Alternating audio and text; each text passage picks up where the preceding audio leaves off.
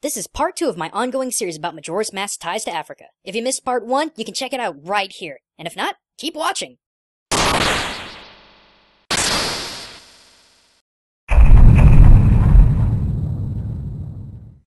Hey everyone, Gaijin Goombah here. Before we get started, I need to do something right quick.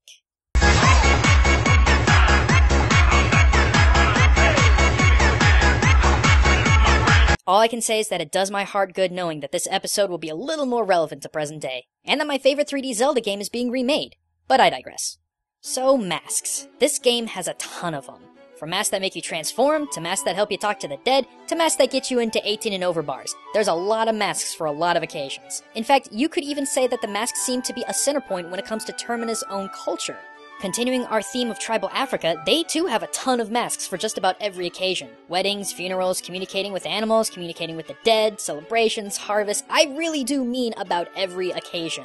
With such a broad similarity between Termina's mask culture and the indigenous Africa's mask culture, I decided to dive deeper for a look at specific parallels, and what I found was actually pretty cool. Before we get going though, I need to say that I'm really not that great at African name pronunciation, so please don't let that bug you too much. After all, I am only human, or Goombah, or whatever. Firstly, the big overarching theme I want to address is the process of donning a mask to literally become what the mask is supposed to represent. When African tribes put on masks of spirits, animals, people, and so on, they aren't merely representing what the mask is based off of. They believe that they become what the mask represents, to act as a medium during troubled times. Similarly, does Link don the masks of people who he's helped along the way in order to literally become who they once were, in order to resolve problems that couldn't be resolved before their untimely demise. But let's get into specifics, starting with the couple's mask. Given by Anju and Kafe, it's created by combining the sun and moon masks and is a symbol of their love. Here's where things get interesting.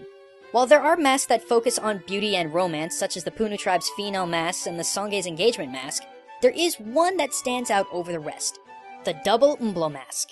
While this mask is used in many different circumstances, it represents the marriage of sun and moon, much like how the sun and moon masks are combined to create the couple's mask representing marriage and unity within Termina's culture. So how about masks that help you communicate with the dead?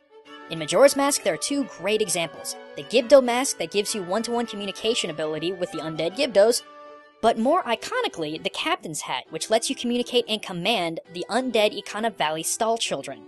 The parallel I found with these masks are the Senufo masks from the tribe of the same name. As a people who practice ancestral worship, communication with family that has passed on is crucial, and these masks were believed to aid that process. And these are also highly respected masks too. In fact, specialists who lived far away from the village were the only ones able to make them, and only the highest in social standing in the village could even use them. It sort of takes me back to the kingdom of Ikana. Igos du Ikana, Captain Skull Kita, even the Composer brothers. All of these people were highly respected amongst their own people, and it takes a great deal of proof to show that you are worthy of their assistance into the Stone Tower Temple. Another big use for masks in tribal Africa culture is the ability to become one of and communicate with animals and spirits. And boy howdy, does Majora's Mask have a lot of these. The Bremen mask, the Mask of Sense, and Don Garrow's mask all help you communicate with or assimilate aspects from animals, while the Mask of Truth and the Keaton mask help you communicate with entities that are more purely spiritual. This is where the research got a little insane, since lots of African tribes have even more masks used to communicate with every form of fauna you can think of.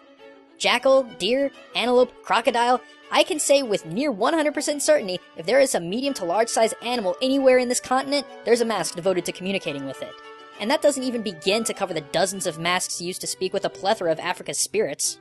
Lastly, I want to quickly touch on Kamaro's mask. While it doesn't have a specific one-to-one with an African mask, I would say that it actually encompasses what mask culture in Africa is all about at its absolute core.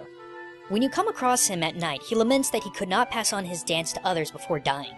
Playing the Song of Healing gives him peace as he gives you his mask, which lets you perform his dance. Doing said dance in front of the Rosa sisters inspires them to make it their new routine, and the knowledge of the dance is passed on. For this topic, I think that this particular mask stands out from all of them, because it's not just about the mask and what it does, it's the idea of passing on traditions and stories to the next generation. Masks in Africa are usually associated with dances that are memorized and passed down the ages to keep the culture alive. While the individual use of the mask is important, as well as the dance, for all of indigenous tribes of Africa, it's even more important that not only the mask and the dance, but the culture that resides within those are passed along to the younger generations to keep it alive. I don't know, it's just something that really stuck with me. I could go on and on with this topic, but trust me when I say there are way too many examples of Zelda masks that can parallel real-life ones. Shoot, this didn't even cover the mask from Ocarina of Time. And not only does Africa, a giant continent with several countries and peoples, have their mask culture, but so do others such as Japan and South America. It would take months to cover all that. But I would encourage all of you to seek out some of those answers for yourself if you find that you are curious for more. But if you're curious about other really interesting theories about Majora's Mask, don't miss out on part 1 of this mini-series if you haven't seen it yet. But if you have, you might want to check out MatPat's legendary video talking about Link's death in Majora's Mask and how the game symbolizes his attempts to deal with it. And as always, until next time, this is Gaijin Goombah signing out.